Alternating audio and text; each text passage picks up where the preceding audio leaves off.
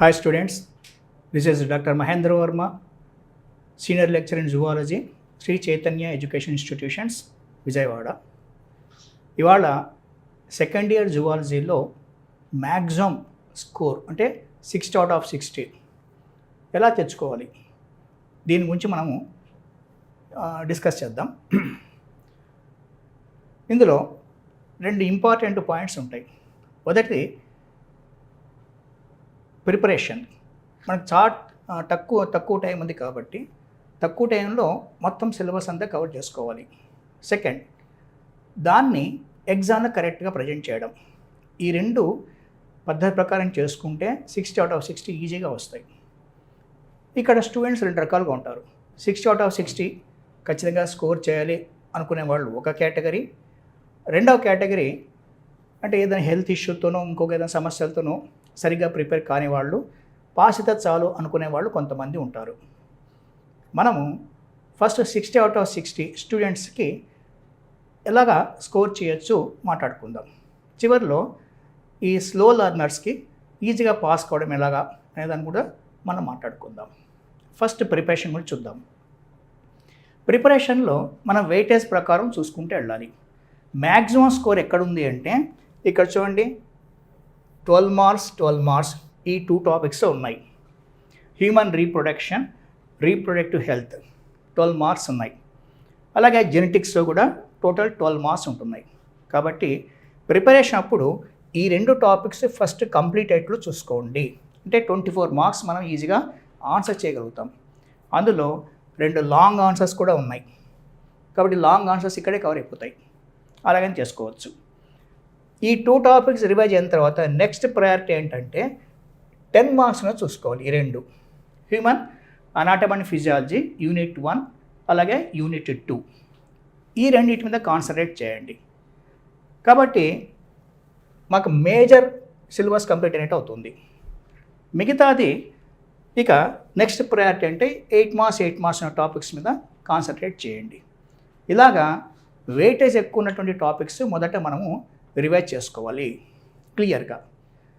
ఇక స్లో లెర్నర్స్కి వస్తే వాళ్ళు సింపుల్గా పాస్ కావడానికి మనకి ఇక్కడ ఈ 2 టాపిక్స్ ఖచ్చితంగా కంప్లీట్ చేసుకొని తీరాలి.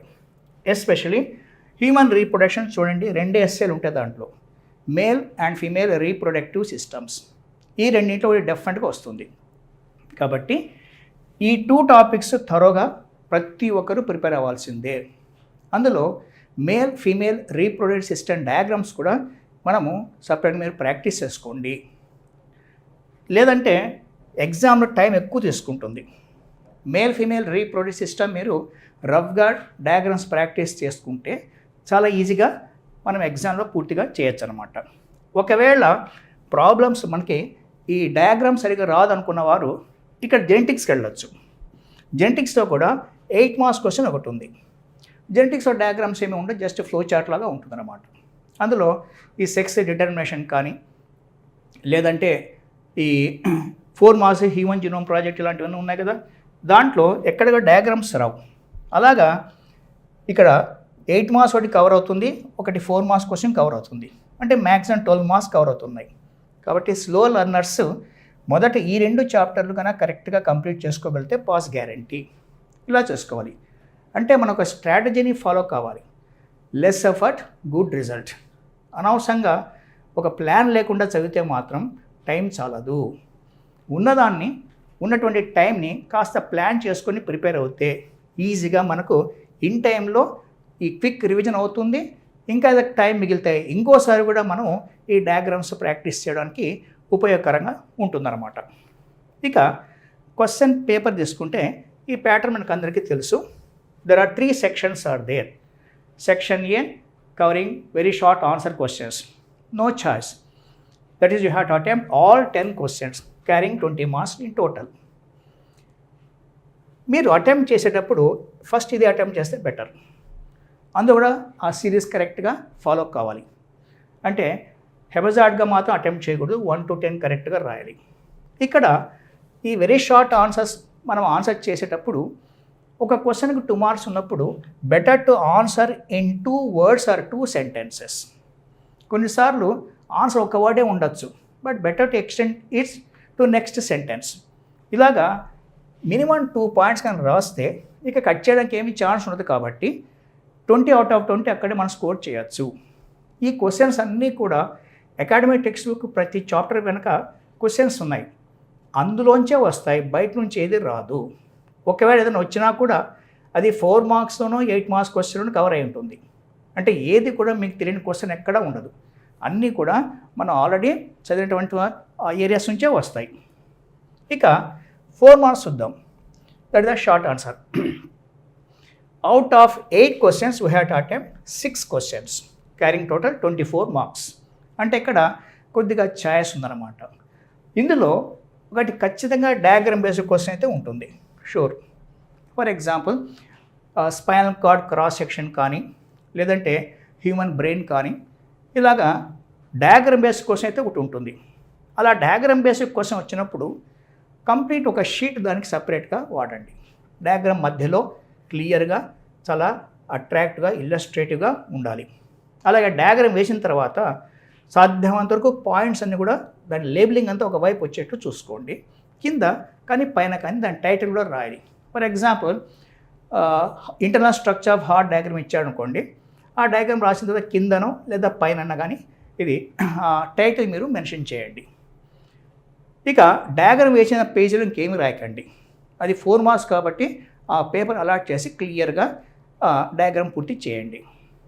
ఇక లాంగ్ ఆన్సర్స్కి వచ్చినప్పుడు ఇక్కడ మనం 2 అటెంప్ట్ చేస్తాం అవుట్ ఆఫ్ 3. ఈ లాంగ్ ఆన్సర్స్ ఎవరు రాసినా కూడా దాదాపు ఒకే రకంగానే ఉంటుంది ఆన్సర్.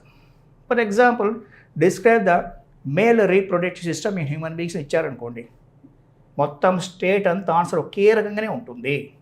కానీ మీరు కొంచెం స్పెషాలిటీ చూపించాలంటే ఏ టాపిక్ ఏ ఎస్సే రాసినప్పుడు కూడా మొదట ఒక 2-3 లైన్లు మీ సొంతంగా ఆ టాపిక్ గురించి ఇంట్రడక్షన్ రాయండి. దాంతో ఈ పేపర్ వాల్యూ చేసే వ్యక్తికి కాస్త డెఫినెట్గా ఇంప్రెషన్ కలుగుతుంది. ఏదైనా సరే, ఇప్పుడు జెనెటిక్స్ అనుకుందాం, అక్కడ బ్లడ్ గ్రూప్స్ ఇచ్చారనుకోండి, బ్లడ్ గ్రూప్స్ గురించి కొంత అంటే ఆ టాపిక్ సంబంధించిందే కాస్త ఇంట్రడక్టరీగా మీ సొంతంగా పాయింట్ రాయండి. For example human blood group system is an example for multiple allelism, అలా ఒక పాయింట్ రాయండి. Then what is meant by multiple allelism, give 1 more line, then you directly go to this long answer question. ఇలాగా మీరు essay start చేసినప్పుడు ఒక 2 లేదా 3 వాక్యాలు మీ సొంతంగా రాసుకుంటే డెఫినెట్గా అది ఈ పేపర్ వాల్యూ చేసే వాళ్ళని ఇంప్రెస్ చేస్తుంది. ఇలాగా ఒక స్ట్రాటజీ మనం ఫాలో కావాలి. ప్రిపరేషన్కి ఒక స్ట్రాటజీ ఉండాలి, అలాగే ఎగ్జామ్లో ప్రజెంటేషన్ కూడా ఒక స్ట్రాటజీ ఫాలో కావాలి. కూల్గా సఫిషియెంట్ టైం ఉంటుంది కాబట్టి ఎవరికి షార్టేజ్ వచ్చే ప్రసక్తే లేదు. 1 by 1 జాగ్రత్త ఆలోచించి కరెక్ట్గా మనము ఈ ఆన్సరింగ్ చేస్తే ఈజీగా 60/60 మనం స్కోర్ చేయొచ్చు. ఇక రాసేటప్పుడు 4 మార్క్స్ కానీ లేకపోతే లాంగ్ ఆన్సర్ కానీ అక్కడ టెక్నికల్ టర్మ్స్ ఉన్నప్పుడు దాన్ని హైలైట్ చేసుకుంటే బెటర్. ఎందుకంటే పేపర్ వాల్యూ చేసే వారికి మీరు రాసిన ప్రతి సెంటెన్స్ పూర్తిగా చదవడానికి ఓపిక ఉంటుందో లేదో తెలియదు మనకి. కాబట్టి వాళ్ళ ఐ అట్రాక్ట్ చేయడానికి మనమే హైలైట్ చేసుకోవాలి. సాధ్యమైనంత వరకు ఈ 4 మార్క్స్ కానీ లేకపోతే లాంగ్ ఆన్సర్ కూడా పాయింట్ వైజ్ రాసుకుంటే ఈజీగా పేపర్ వాల్యూర్ దాన్ని ఈజీగా ఐడెంటిఫై చేస్తాడు. అలా కాకుండా కంటిన్యూగా పారాగ్రాఫ్గా రాస్తే అతను దాన్ని వెతుక్కోవాల్సి వస్తుంది. పాయింట్ పిసుకు వచ్చి 1-2 మార్క్ తీసేయచ్చు. అలా కాకుండా దానికి విడివిడిగా పాయింట్ రాసుకుంటే మనకి ఈజీగా స్కోర్ చేయడానికి అవకాశం ఉంటుంది. ఎగ్జామ్ వరకు తనకు కావాల్సిన ఆ పాయింట్ ఉందా లేదని ఈజీగా అతనికి అర్థమై ఫుల్ మార్క్స్ ఇచ్చేస్తాడు. అలాగే హ్యాండ్ రైటింగ్ కూడా కాస్త మనము తొందరలో గజిబిజిగా రాయకుండా కాస్త స్పష్టంగా క్లియర్గా ఉండేటట్టు రాసుకుంటే మంచిది. అలాగే మొత్తం పేపర్ అయిపోయిన తర్వాత మీకు ఎంతో కొంత టైం మిగలవచ్చు, ఓ 5 minutes కానీ 7 minutes కానీ. అలా పూర్తి అయిన తర్వాత హ్యాండ్ అవుట్ చేసి రాకండి. మళ్ళీ ఒకసారి మీరు రాసినంత ఒక్కసారి స్కాన్ చేసుకోండి. ఎక్కడైనా పొరపాటు ఉండొచ్చు, స్పెల్లింగ్ మిస్టేక్ ఉండవచ్చు, లేదా టైం ఉంది కాబట్టి ఇంకా ఎక్స్ట్రా పాయింట్స్ కింద ఏదైనా యాడ్ చేసుకోవడమో, లేక ఆల్రెడీ రాసిన పాయింట్స్ మీరు హైలైట్ చేయడమో, ఒక డిఫరెంట్ కలర్తో అండర్లైన్ చేస్తే కూడా మనకు ఇంకా ఈజీగా ప్రజెంట్ చేసిన వాళ్ళం అవుతాం. కాబట్టి ఈజీగా స్కోర్ కూడా చేయొచ్చు అన్నమాట. సో ఇలాగా ఇలాంటి చిన్న చిన్న ప్రికాషన్స్ మనం జాగ్రత్తగా మెయింటైన్ చేసుకోగలిగితే ఈజీగా 60/60 స్కోర్ చేయవచ్చు.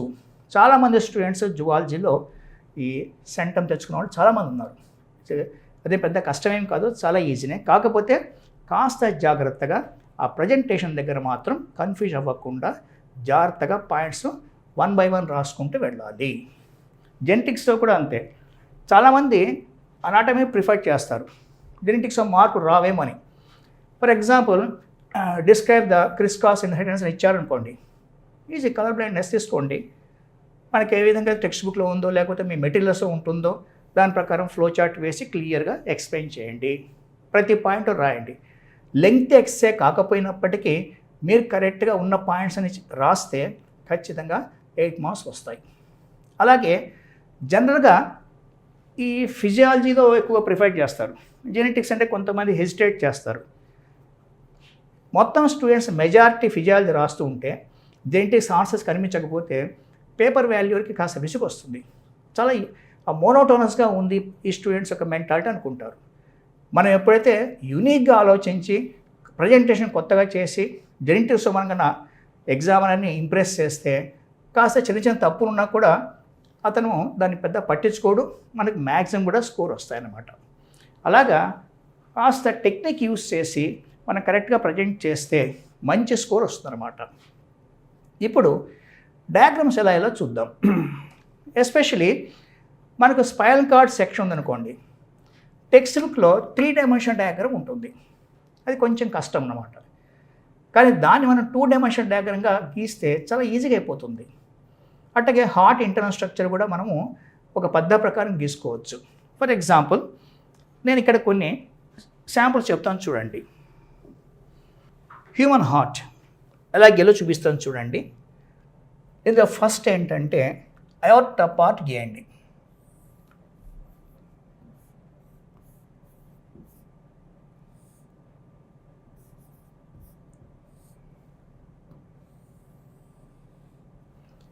అయోర్టా పార్ట్ అయిన తర్వాత నెక్స్ట్ పల్మరీ ఆర్చ్ గీయండి.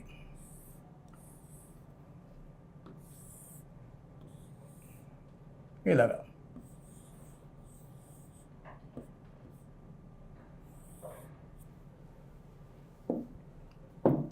ఈ అయోర్టాని కిందికి ఎక్స్టెండ్ చేయండి ఇట్లా కాస్త. ఇట్లా as these are the semilunar walls. So first of all we have to finish the aorta. Second one is the pulmonary arch.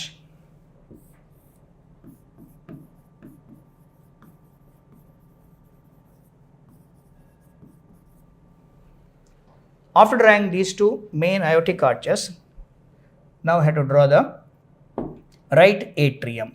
So this is the right atrium.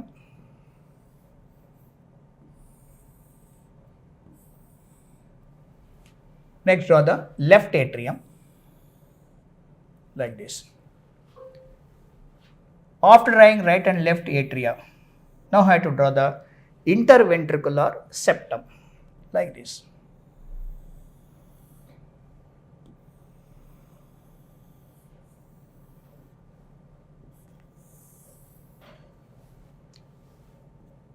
Then complete the outline like this.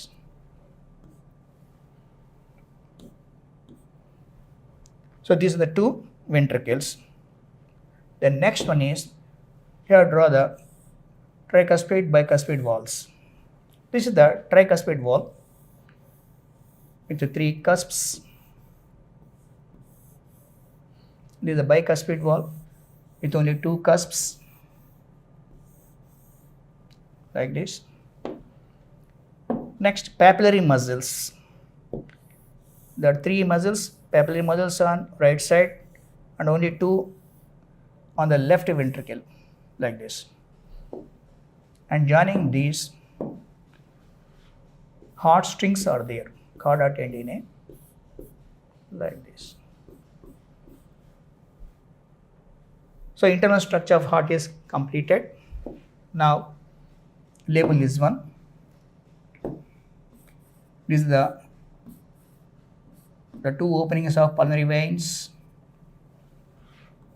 left pulmonary veins. They open into the left atrium like this, right? With the opening of superior vena cava, opening of inferior vena cava like this. So this is the internal structure of the human heart. Start with aorta, next pulmonary arch, next right atrium, then left atrium, next interventricular septum, and finish the outline, then complete the internal structures. Later, you have to complete the labeling part. So this is the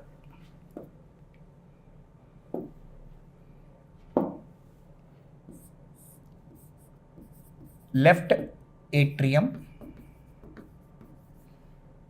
These are the pulmonary veins. This is the bicuspid or mitral valve.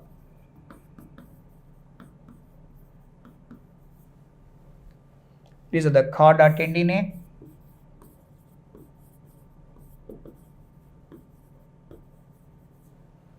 Interventricular septum.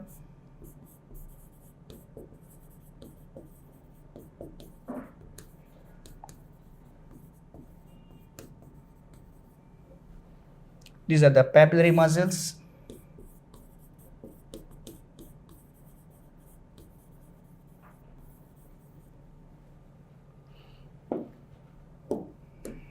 This is the inferior vena cava.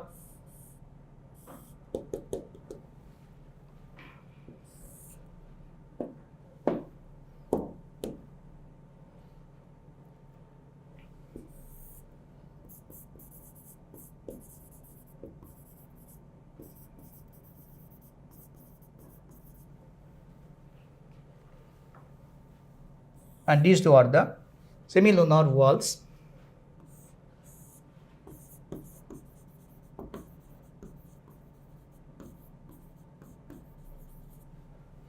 Like this, after completion of your diagram, label all the parts, and better to keep all the parts in one side so that we can say illustrate this internal structure of heart in the best manner.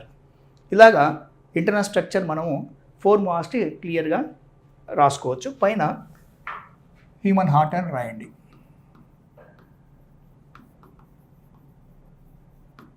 ఇలాగా.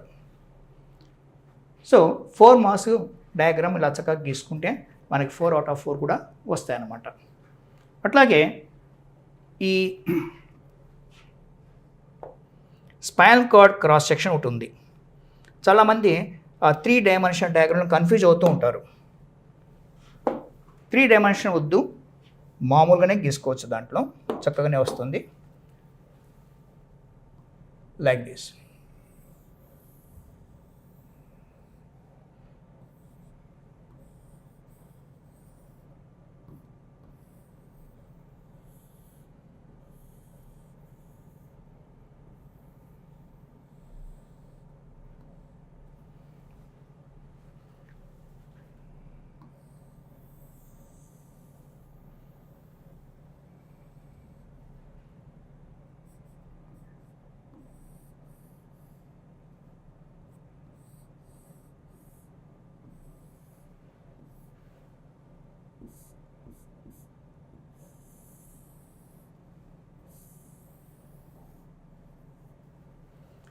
ఇలా గీసినా కూడా మనకి diagram పూర్తి అయినట్టే. This is the grey matter. దీంట్లో 2 horns ఉంటాయి, dorsal horn, ఇవేమో ventral horns.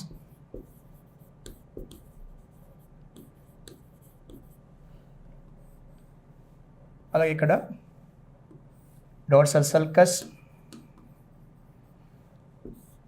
Ventral fissure,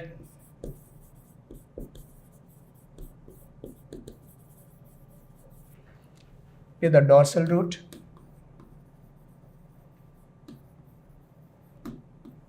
is the dorsal root ganglia,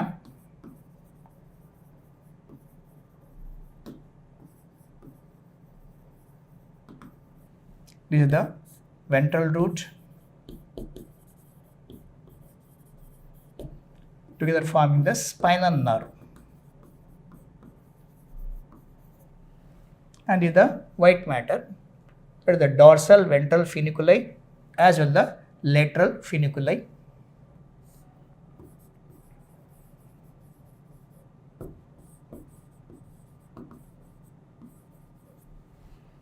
This is the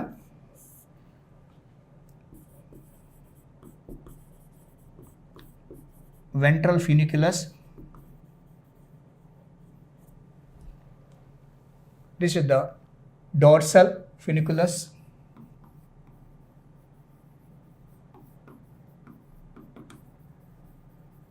ఇలాగా 3 డైమెన్షనల్ కాకుండా 2 డైమెన్షనల్ డయాగ్రామ్తో కూడా మనము మంచి స్కోర్ చేయొచ్చు. ఇలా గీస్తే కూడా మనకి ఫుల్ మార్క్సే వస్తాయి. ఇలాగా మీరు డయాగ్రామ్స్ కాస్త ప్రాక్టీస్ చేసుకొని సింప్లిఫై చేసుకుంటే చాలు. ఇందులో డయాగ్రామ్ కరెక్ట్గా ప్రపోర్షనేట్గా ఉండాలి, కరెక్ట్ లేబులింగ్ ఉంటే చాలు, ఫుల్ మార్క్స్ వచ్చేస్తాయి. ఇలాంటి చిన్న చిన్న ప్రికాషన్స్ తీసుకొని కాస్త ప్రాక్టీస్ చేసి ఎగ్జామ్లో ఎటువంటి టెన్షన్ లేకుండా కూల్గా మీరు కానీ రాస్తే డెఫినెట్గా ఫుల్ స్కోర్ చేయొచ్చు. ఇది కష్టమైతే కాదు. Okay, thank you students, and I wish you all the best. And I also say express same extensive in the future coming NEET examination also. Thank you very much.